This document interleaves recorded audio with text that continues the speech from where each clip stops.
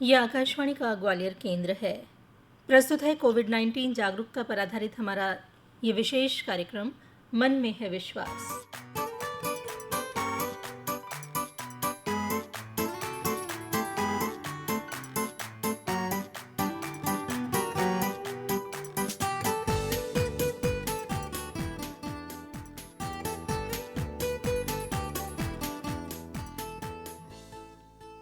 कार्यक्रम सुनने वाले सभी साथियों को तुलिका का नमस्कार।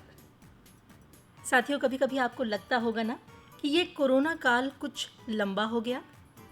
मुझे तो अक्सर लगता है, खींच भी होती है।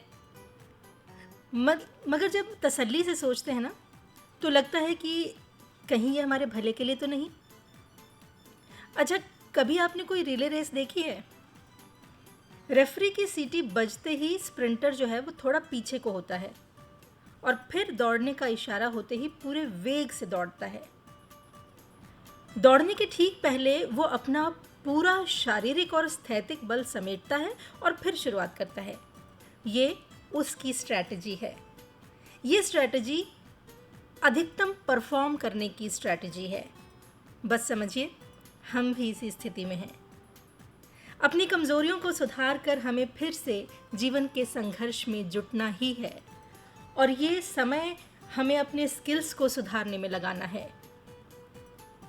जानते हैं, हम में से बहुत से लोग ऐसे होंगे जो स्किल बेस्ड काम करते होंगे और उनकी स्थिति हमसे बुरी ही होगी। कैसे? अब उदाहरण खिलाड़ियों का ही ले लीजिए। 12 महीने फील्ड में रहकर प्रैक्टिस करने वाले ये खिलाड़ी अपनी दमखम को कैसे बचा पा रहे होंगे? ये समय उनके लिए तो और भी मुश्किल होगा ना, क्योंकि उम्र का बहुत थोड़ा हिस्सा, बहुत थोड़ा वक्फा वो खेल पाते हैं। यानी उनका खेल जीवन बहुत छोटा होता है और उम्र का ये हिस्सा कोविड लील रहा है। लेकिन वो खिलाड़ी ही क्या जो विजेता बनके ना उभरे, है ना? कठिनाइयाँ और अभाव अलग अलग व्यक्ति पर अलग अलग असर करते हैं। किसी को तोड़ देते हैं और किसी को फौलाद बना देते हैं। हौसला, पक्का इरादा, धैर्य, लगन, तन्मयता और जिजीविषा, ये सब उत्साह बढ़ाने वाले शब्द यदि एक साथ एक ही व्यक्ति में डाल दिए जाएं, तो जानते हैं वो नाम हो जाता है सत्येंद्र सिंह लोहिया। आपने नाम सुना होगा इनका। भिंड जिले के मेहगांव तहसील के गाता गांव में पैदा हुए सत्येंद्र को वाटर एडवेंचर के क्षेत्र में अभी 18 अगस्त को ही Tenzing Norgay national adventure award प्रदान करने की घोषणा हुई है। और सबसे बड़ी बात जो इस बीच है वो ये कि सत्येंद्र भारत के पहले दिव्यांग खिलाड़ी हैं जिन्हें ये पुरस्कार दिया गया है। एडवेंचर अवार्ड और दिव्यांग खिलाड़ी, है ना सोचने वाली बात? गोहद की बेसली नदी से इंग्लिश चैनल तक का ये सफ़र पैरा स्विमर सत्येंद्र सिंह लोहिया ने कैसे तय किया, हम यही जानना चाहते थे और इसीलिए हमने उन्हें फ़ोन पर आमंत्रित किया। यानी हमने उनसे फ़ोन पर बात की। आइए सत्येंद्र सिंह लोहिया से जो हमारी बातचीत हुई है उसे सुनते हैं। श्रोता साथियों, हमारे साथ हैं सत्येंद्र सिंह लोहिया। सत्येंद्र जी, आपका हमारे कार्यक्रम में स्वागत है। नमस्कार। Thank you so much. Satyendra ji, Bharat सरकार ने आपको Tenzing Norgay national adventure award के लिए चयनित किया है और जल्द ही ये आपको अवार्ड प्रदान भी किया जाएगा भारत के राष्ट्रपति द्वारा। सबसे पहले हमारी तरफ से और हमारे श्रोताओं की तरफ से आपको बहुत बहुत शुभकामनाएं। Thank you so much. आपके इन शब्दों का बहुत बहुत धन्यवाद। ये एक ऐसा पुरस्कार है जो एडवेंचरस एक्टिविटी के लिए दिया जाता है, लेकिन सबसे बड़ी बात कि हम जिससे बात कर रहे हैं सत्येंद्र सिंह लोहिया, वो एक पैरा स्विमर हैं, यानी जिन्हें फिजिकल डिसेबल्ड बोला जाता है हमारे समाज में। हम उस व्यक्ति से बात कर रहे हैं और उसको एडवेंचरस एक्टिविटी के लिए ये पुरस्कार प्रदान किया गया है। यहाँ तक पहुँचने के लिए बहुत सारा संघर्ष आपका रहा होगा। हम संघर्ष के लगभग हर लम्हे से परिचित होना चाहते हैं, क्योंकि परेशानियों में हिम्मत बहुत सारे लोग हार जाते हैं, लेकिन सत्येंद्र का जीवन कैसा रहा ये हमारे श्रोताओं को बताइए। जी, थैंक यू सो मच। वैसे जो मेरा बर्थ प्लेस है वो जो भिंड में मेरा गांव है गाता, वहाँ पर मेरा बर्थ हुआ था, बट जन्म के 3 महीने बाद हमको ये प्रॉब्लम क्रिएट हुई, क्योंकि मैं दोनों लेगों से व्हील चेयर बाउंड पर्सन हूँ और मेरे 70% डिसेबिलिटी है दोनों लेगों में। बट मैंने कभी भी ये प्रॉब्लम है, मैंने इसको कमी नहीं समझा, मैंने हमेशा से इसको ताकत बनाया। और जो व्यक्ति की जो कमी है वही अगर ताकत बना लेता है, जो अपने लिए तो मुकाम हासिल करता है, दूसरों के लिए बहुत बड़ा मोटिवेशन का कार्य होता है। बिल्कुल सही बात है। और इस बार हमारे घर में कि बहुत ही गरीबी से हम निकले हुए हैं। हमारे माता पिता एक किसान हैं, अभी भी हैं। तो हमने जो रूरल में पढ़ाई किया, प्राइमरी और हाई स्कूल तक, तो हमारे गांव में नदी है, बेसली नदी। तो बेसली नदी में मैं सुबह शाम ट्रेनिंग, स्विमिंग एक मेरे को पता नहीं था कि राष्ट्रीय अंतर्राष्ट्रीय तैराक बनूंगा। बट हमको एक जुनून था, एक जज्बा था कि अपने को कुछ अलग करना है। जी। गांव में काफी लोग बोल ही देते हैं कि आपने कुछ पिछले जन्म में कुछ गलत कार्य किया होगा, जब आपको ये मिला है। और यहाँ तक हमारे जो समाज में जो दिव्यांग लोगों को देखा जाता है कि सहानुभूत और हीन भावना की नजर से देखा जाता है और उनके जीवन पे एक प्रश्न चिन्ह लगा देते हैं कि आपकी जिंदगी तो बेकार हो गई, कुछ नहीं कर सकते। बट हमने सोचा हमें इनका भी जवाब नहीं देना है, बट हमें सोचना है हम क्यों नहीं कर सकते, क्योंकि कोई भी लक्ष्य बड़ा प्राप्त करने के लिए सब बराबर होते हैं। शारीरिक मजबूती से ही अगर सब कुछ होता है तो जिनके पास बहुत हष्ट पुष्ट हैं, जो बहुत बड़े, तो वो तो बहुत कुछ कर लेते। वो तो गांव में अनलीगल एक्टिविटी में जुड़े हुए हैं। तो हमें यहाँ से एक एनर्जी मिली नहीं कि व्यक्ति कार्य करने में हमेशा एक सा होता है, चाहे डिसेबल हो या एबल हो, बट उसकी सोच और मन मजबूत होना चाहिए, तो कोई भी कार्य उसको कर सकता है। जो असली जो दिव्यांगता है उसकी सोच और मन की होती है। क्या बात है। तो मैंने इस सोच अपनी और मन को मजबूत किया, बस केवल। मैंने कोई एक्स्ट्रा ऑर्डिनरी कार्य नहीं किया।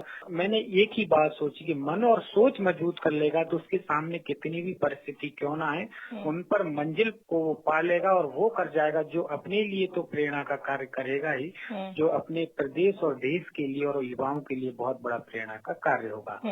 और यहाँ पर दूसरी बात मैं मेंशन करना चाहता हूँ कि जिसकी सोच और मन मजबूत नहीं है, शरीर से वो कितना ही बलवान हो, वो सिवाय बहाने ढूंढने के अलावा वो कुछ नहीं करता है और समाज में वो बोझ बनकर रहता है। तो ऐसे लोग कुछ प्राप्त नहीं कर सकते जिनकी सोच और मन मजबूत न हो और शरीर से चाहे वो कितने भी बलशाली हो, कितने भी वो दुरुस्त हो। क्या बात है सत्येंद्र जी, बहुत अच्छा चिंतन है आपका जीवन को लेकर के। क्योंकि आपने बताया कि गांव में लोग बहुत अच्छी दृष्टि से नहीं देखते थे, लोगों ने इल्जाम भी लगाने शुरू किए। आप तो खैर बहुत छोटे थे, ये समय आपके माता पिता के लिए बड़ा कठिन रहा होगा। एक बच्चे में हिम्मत भरना और एक बच्चे को आगे बढ़ने के लिए प्रेरित करने में माँ बाप का शुरुआती तौर पर बहुत बड़ा योगदान होता है। ऐसे में आपके माता पिता ने आपको कैसे संभाला और किस तरह से आगे बढ़ाया? माता पिता ने बस एक ही बात कह दी, तुम जो हो वो अच्छे हो, बट तुम्हें जो कभी कमी की तरफ नहीं है, जो तुम्हारे पास है उसी को आपको डेवलप करना है और उसी को आगे लेके ले जाना है। उन्होंने कभी भी हमारी कमी को ये कमी नहीं माना, उन्होंने कहा ये तुम्हारी ताकत है। तो जब मैं बड़ा हुआ तब मैंने एक ही बात और ध्यान में, जब अभी मैं पढ़ता हूँ तो वो सच साबित हुई है। उसमें कहते जो चला गया उसे सोचा नहीं करते, जो मिल गया उसे खोया नहीं करते, हासिल होती है सफलता वो नहीं जो वक्त और हालात पर रोया नहीं करते। तो मैंने अपने वक्त और हालात पर कभी रोया नहीं, बस अपने आप को डेवलप किया, अपनी सोच को मजबूत किया और कभी दूसरे को हमने क्रिटिसाइज नहीं किया। अपने कार्य से हमने जवाब दिया और उनको जवाब नहीं दिया। मैं कभी भी किसी को निगेटिव नहीं समझता, क्योंकि अगर वो ना बोलते तो हमारे अंदर इतनी सोच और जो एक क्षमता है, एक दूरदृष्टि है, वो डेवलप नहीं हो पाती। तो मैं उन लोगों को भी धन्यवाद देना चाहता हूँ जिन्होंने हमें ये कार्य करने के लिए प्रेरित किया। क्या बात है। फिजिकली चैलेंज्ड कहते हैं लोग आप जैसे लोगों को, लेकिन वो चैलेंज यदि एक्सेप्ट कर लिया जाए तो फिर सत्येंद्र सिंह लोहिया बना जा सकता है। सत्येंद्र जी, यहाँ एक चीज और मैं आपसे पूछना चाहूंगी, जब आपने स्कूलिंग शुरू की तो चूंकि आप पैरों से अशक्त थे, तो कैसे कुछ इलाज लिया या कैलिपर्स लगाए, किस तरह से किया? मैं थोड़ा बहुत लाठी से चल लेता था गाँव में। तो मैं तो अपने आप पर ही काफी एक्सपीरियंस किया हुआ है कि जब व्यक्ति को कितनी भी परेशानी हो तो अवसर हमेशा मिलते जाते हैं किसी भी कार्य को। क्योंकि मैं प्राइमरी गांव में पढ़ने जाता था तो प्रॉब्लम आती थी, 1-2 किलोमीटर चल के जाना पड़ता था। बट जब हम प्राइमरी के करने के बाद हमको एक हुआ कि अब हमें मिडिल में जाना चाहिए। तो उस समय हमारे, क्योंकि चलने में बहुत दूर था स्कूल, 3 किलोमीटर दूर हो गया था। तो उस समय हमने कोई रिसोर्सेस नहीं है, पापा काम करते थे गांव में, किसान, हमारा जो देश है कृषि प्रधान देश है, तो सब लोग अपने ज्यादातर अपना जो कृषि कार्यों में बिजी रहते हैं। मैंने कभी पापा पर अपनी फैमिली पे बोझ नहीं बना, हमेशा से मैंने कोई भी प्रॉब्लम आती है अपने आप सॉल्व करने की कोशिश की। कभी उन पर हमने ये नहीं कहा मेरे को ये लेके आना है, मतलब हमने ही सॉल्यूशन करने का निकाला। तो जब हमारी मिडिल आया तो हमने सोचा हमारे पास एक रिक्शा होना चाहिए, जिससे हम जो हमारी दूरी है वो हम पार कर लेंगे और हमें अच्छा मिलेगा। तो हमने वो की, तो दूसरी साल हमको रिक्शा मिल गया और हम रिक्शे से मिडिल तक हम वहाँ से पढ़ते रहे। हमने हाई स्कूल, फिर हमारा जो तहसील है महगांव, तो वहाँ पर मैंने हाई सेकेंडरी किया, रिक्शा मेरे पास था। अब हमने सोचा कि हमें यहीं नहीं रुकना है, हमें आगे भी जाना है। स्विमिंग तो आती थी गांव में, बट टेक्निकल स्विमिंग नहीं आती, और ना मैंने कभी सोचा था कि मैं राष्ट्रीय और अंतर्राष्ट्रीय तैराक बनूंगा। यहाँ मैं आपको रोकूंगी। बैसली नदी वाला किस्सा यदि आप नहीं सुनाएंगे तो आपकी कहानी पूरी नहीं होगी। देसली नदी का एक ही ये वाक्य है, क्योंकि गांव में एक कहें तो अपने एक नेचर से ही अपने आप प्राप्त हो गई थी, क्योंकि हमारा जिस गांव में जन्म हुआ उसी गांव में नदी थी। तो अपने साथियों के साथ खेलता था और उसी नेचर में वहाँ पढ़ा वाला तो ऑटोमेटिकली जो सीख ही जाता है। पर सबसे बड़ी बात थी कि लगाव बढ़ गया, क्योंकि हम बच्चों से, वो बच्चे इधर से उधर निकल जाते थे, तो मैं क्यों नहीं कर सकता। तो मैं स्विमिंग करना चाहता था, बट मैं अकेले जाता था, क्योंकि मेरे को करने नहीं दिया जाता था।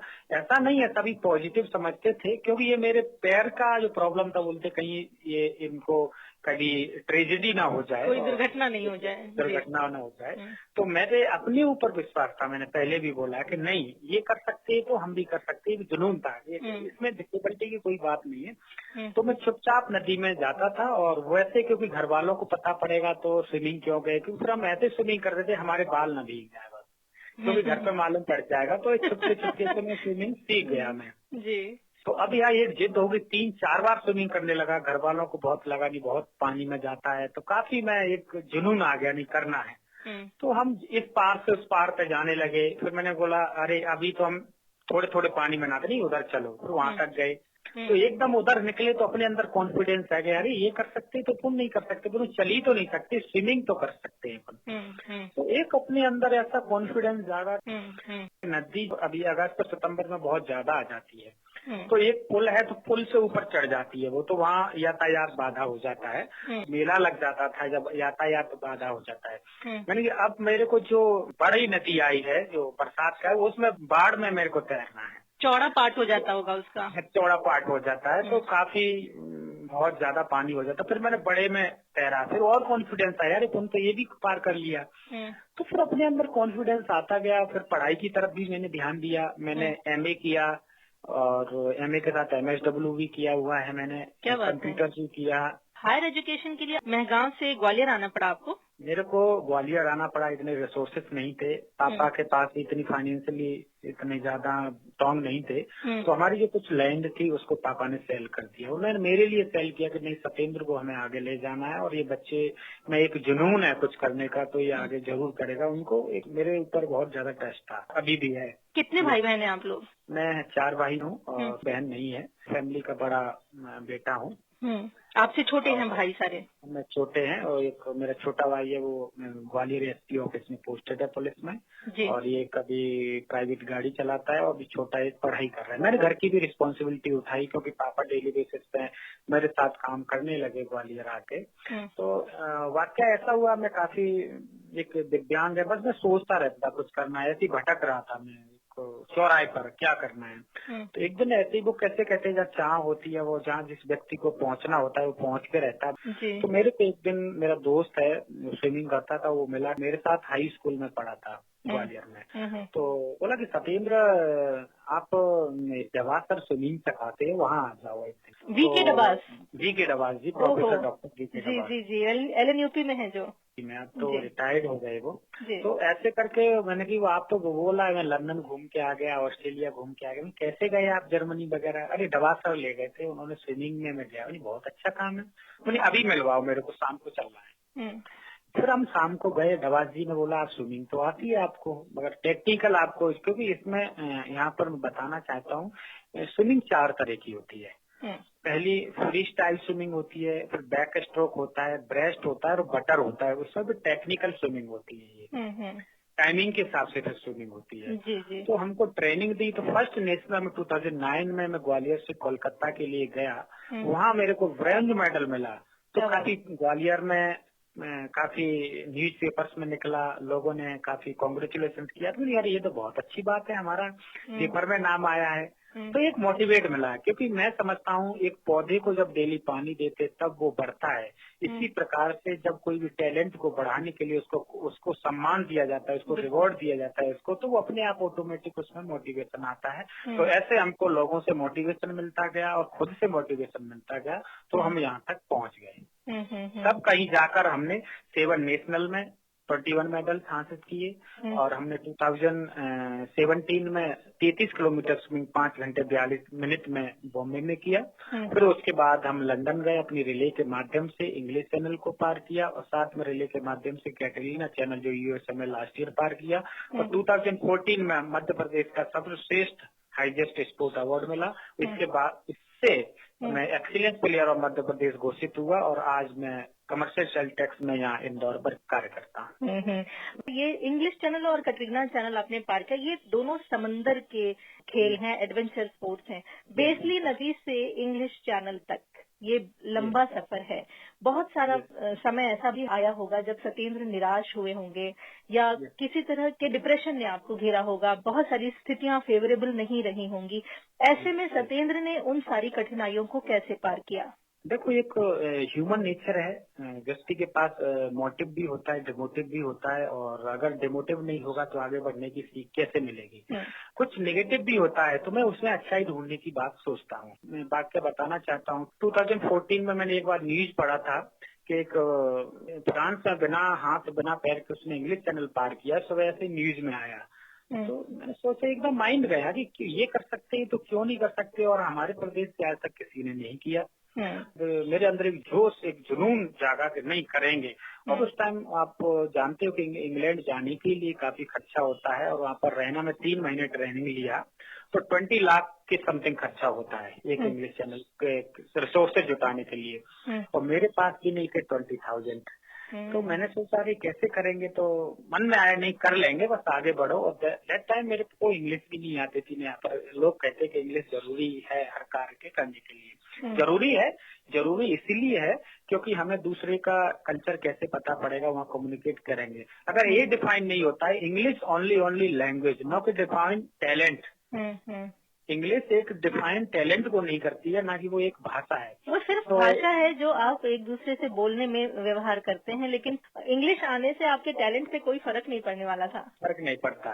मेरे पास ईमेल नहीं था, कुछ भी नहीं था, तो मैं धीरे धीरे कम्युनिकेट किया, लोगों से मिला। फेसबुक से एक रोहन मोरे हैं, मैंने पुणे में ट्रेनिंग किया उनके अंदर में इंग्लिश चैनल की, तो वो मिले मेरे को। तो फिर उनसे पूरा गाइड किया। वो पहले ही बोल चुका हूँ, चाह है तो राह मिल ही जाती है। पैसे की जहाँ बात थी तो ग्वालियर के डीएम रहे आदरणीय पी नरहरि जी, तो मैं उनसे मिला, तो उन्होंने बोला नहीं, आई विल सपोर्ट यू।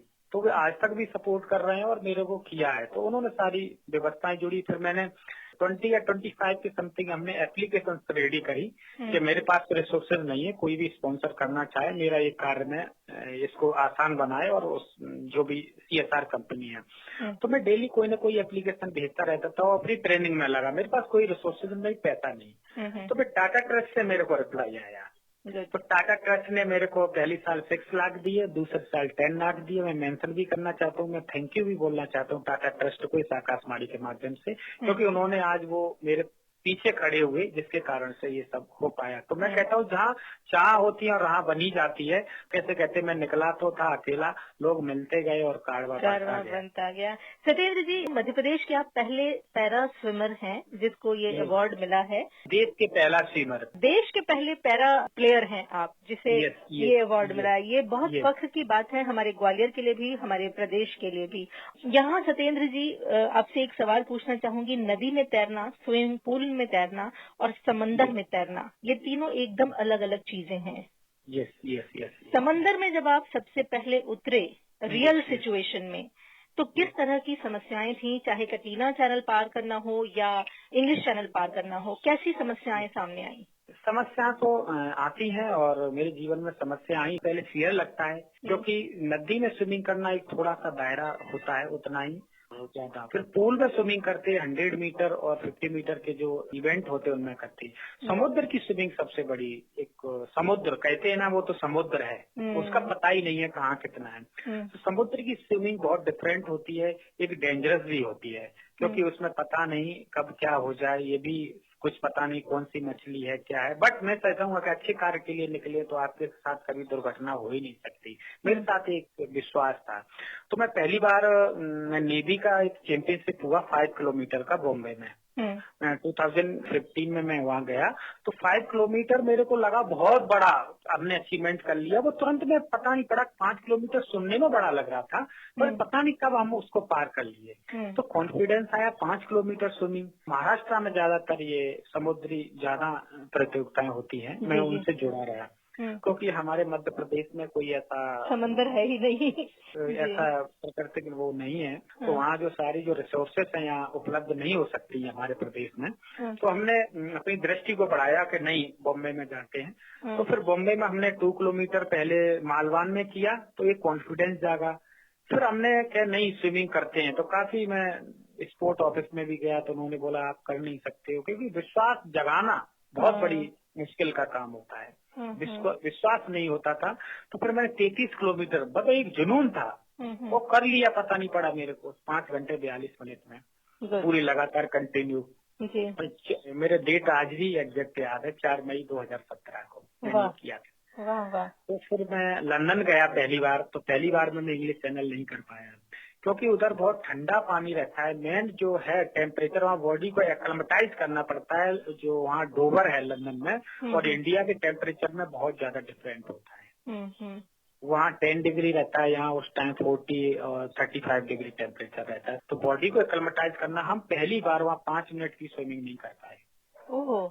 हाँ, फिर हमने धीरे धीरे किया, 10 मिनट, 20 मिनट, 1 घंटा, इवन आप ये मानोगे मैंने एक समय में 11 घंटे तक स्विमिंग पूल में ठंडे पानी में 11 घंटे। सुबह हम 7 बजे से गए और शाम को 6 बजे तक मैं निकला उसमें। ये सिर्फ ट्रेनिंग का पार्ट था, ट्रेनिंग का। और उसमें क्या होता था, हर घंटे पे आपको चॉकलेट लेना होता है, कुछ पानी पीना होता है। जब ट्रेनिंग करते हैं तो अपने को खुद भूख का पता नहीं पड़ता है, वो अपने को खुद ही सारी चीजें एक्लेमेटाइज हो जाती है। तो धीरे धीरे इवन हम 10 मिनट से 10 घंटे तक हमने स्विमिंग को ट्रेनिंग में किया।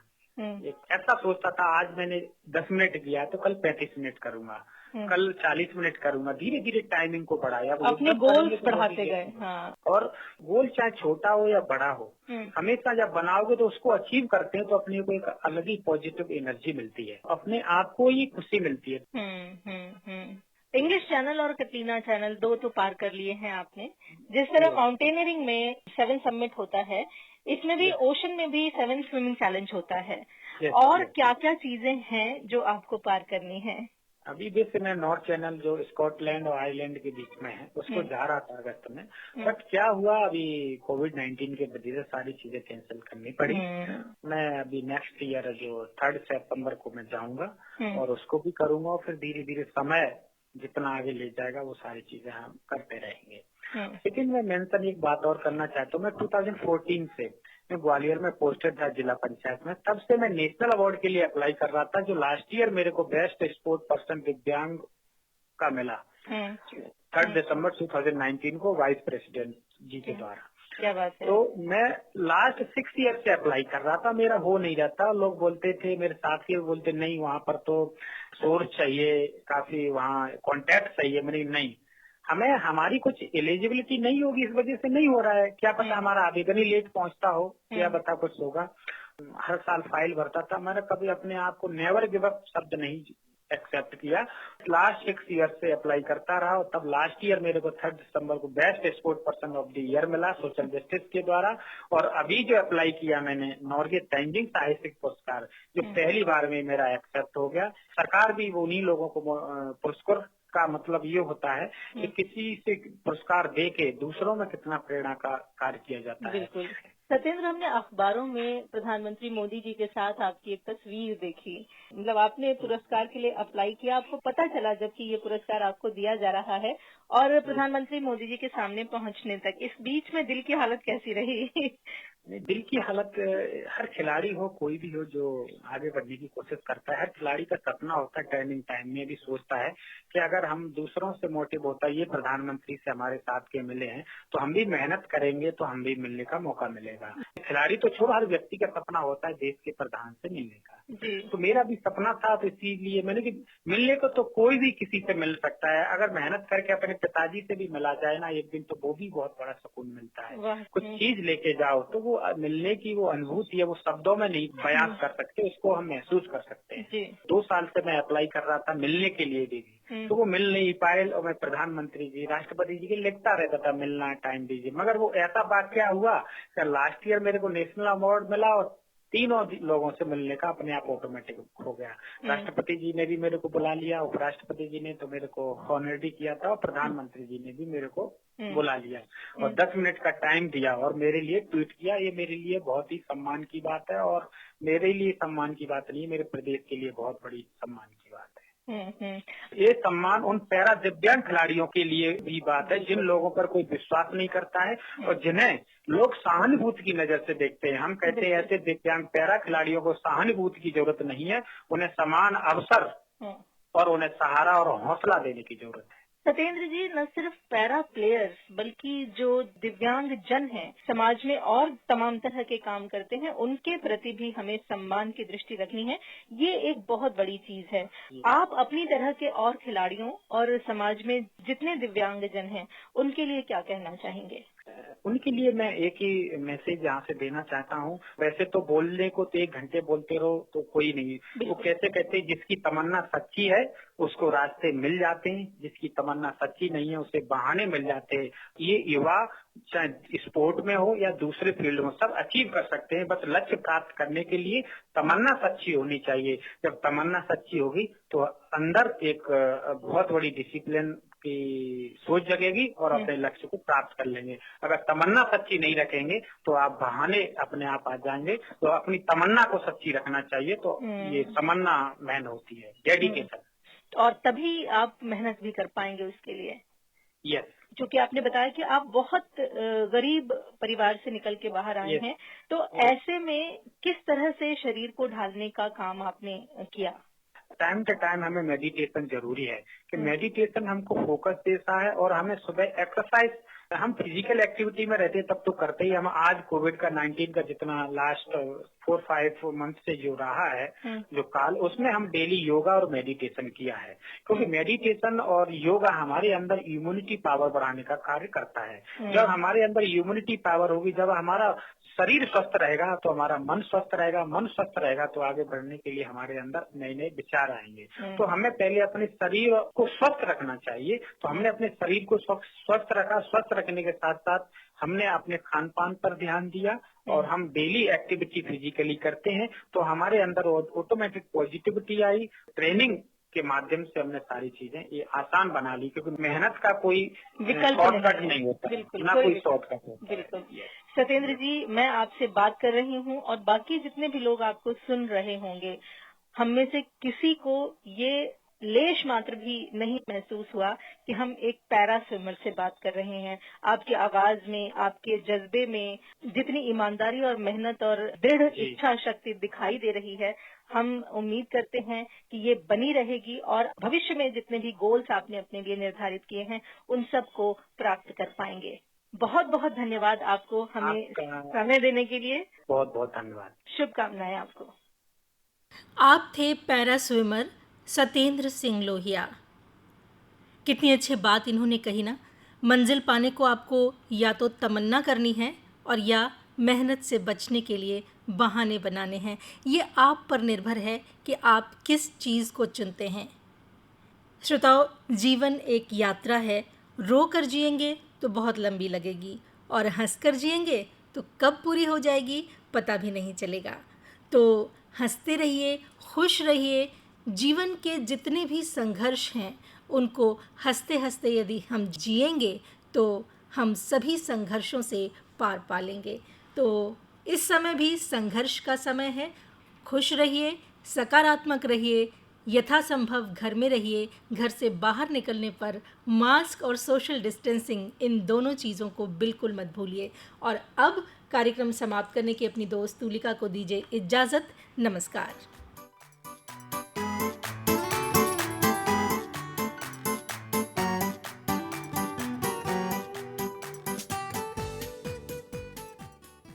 अभी आप सुन रहे थे कोविड-19 जागरूकता पर यह विशेष कार्यक्रम मन में है विश्वास।